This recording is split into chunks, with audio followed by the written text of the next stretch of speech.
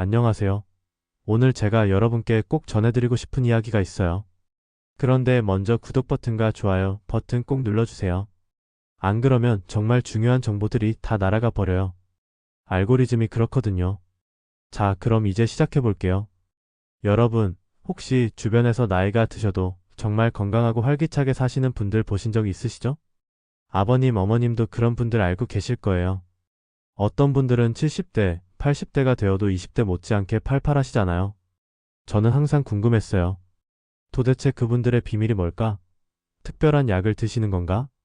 아니면 유전자가 좋으신 건가? 그래서 2년 동안 이것저것 찾아보고 연구해 봤는데요. 놀라운 사실을 발견했어요.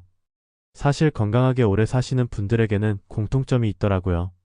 그것도 아주 간단한 것들이에요. 복잡한 게 아니라 정말 누구나 할 수 있는 것들인데 대부분의 사람들이 놓치고 있는 부분이었어요. 옛날 우리 할아버지 할머니들을 생각해 보세요. 지금처럼 의학이 발달하지도 않았고 영양제도 없었는데 90살, 100살까지 건강하게 사셨잖아요. 어떻게 그게 가능했을까요? 조선시대 의학서인 동의보감을 보면 이런 말이 나와요. 병을 치료하는 것보다 병에 걸리지 않게 하는 것이 더 중요하다고요. 정말 맞는 말이죠. 우리 조상들은 이미 예방의 중요성을 알고 있었던 거예요. 아버님, 어머님, 혹시 젊을 때 시골에서 사셨던 기억 있으시죠? 그때를 떠올려 보세요. 해 뜨면 일어나고 해지면 잠들고 자연과 함께 살았잖아요. 바로 그게 건강 장수의 첫 번째 비밀이에요. 우리 몸에는 생체 시계라는 게 있어요. 쉽게 말하면 몸 안에 시계가 있다는 거죠. 이 시계가 제대로 돌아가야 우리 몸의 모든 기관이 잘 작동해요. 그런데 현대인들은 이 시계를 자꾸 망가뜨리고 있어요. 밤늦게까지 TV 보고 스마트폰 하고 말이에요. 제가 만난 건강한 분들을 보니까 대부분 밤 10시 전에 주무시고 아침 6시쯤 일어나세요. 일찍 자고 일찍 일어나는 게 그렇게 중요해? 하실 수도 있는데요. 정말 중요해요.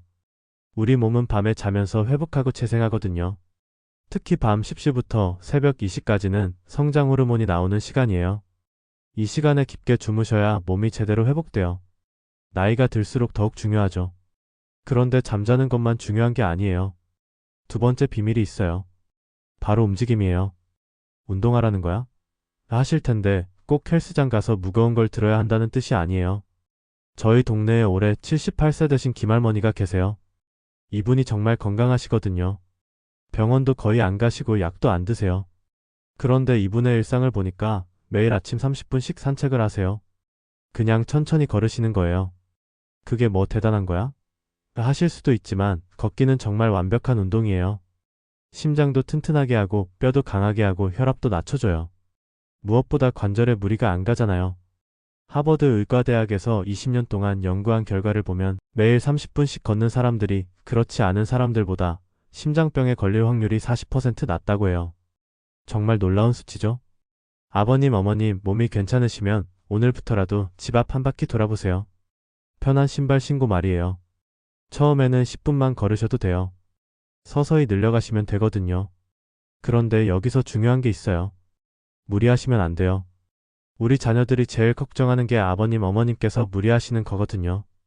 본인 몸 상태에 맞게 천천히 하시는 게 중요해요. 세 번째 비밀은 먹는 거예요. 그런데 뭘 먹느냐보다 어떻게 먹느냐가 더 중요해요. 건강한 분들의 공통점을 보니까 천천히 드시더라고요.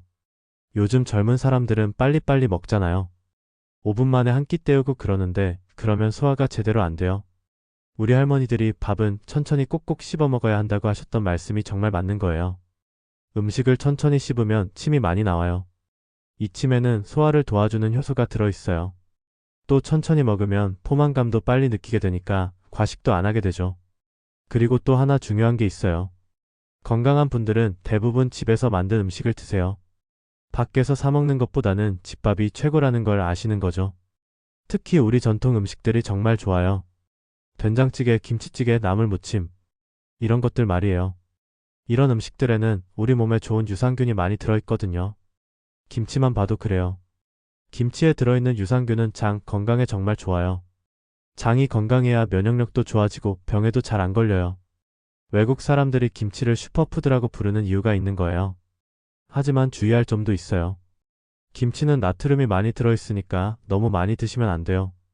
혈압이 높으신 분들은 특히 조심하셔야 하고요. 대신 무나 배추 같은 채소를 더 많이 드시면 좋아요. 무는 정말 좋은 음식이에요.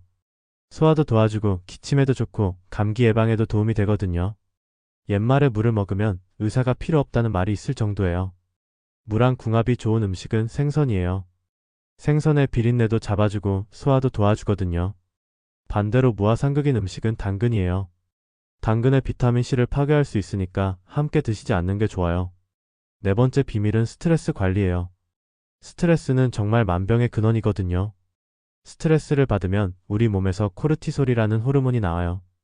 이게 너무 많이 나오면 면역력이 떨어지고 혈압도 올라가고 당뇨에도 걸리기 쉬워져요. 건강한 분들을 보면 스트레스를 잘 푸시는 나름의 방법이 있으세요.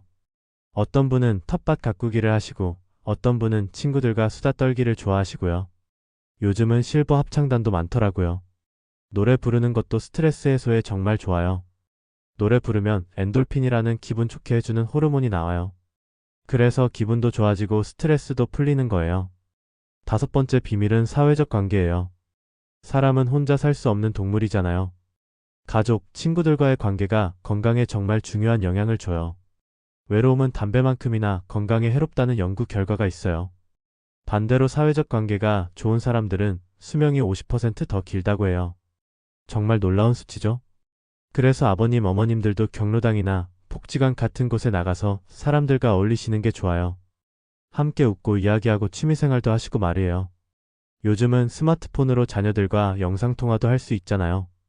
멀리 계신 자녀분들과도 자주 연락하시면 외로움도 덜 느끼고 정신 건강에도 도움이 돼요. 마지막 여섯 번째 비밀은 정기적인 건강검진이에요. 아무리 건강해 보여도 몸속에서는 조용히 병이 진행되고 있을 수 있거든요. 특히 고혈압이나 당뇨 같은 병들은 처음에는 증상이 없어서 모르는 경우가 많아요. 그래서 1년에 한 번은 꼭 건강검진을 받으시는 게 좋아요.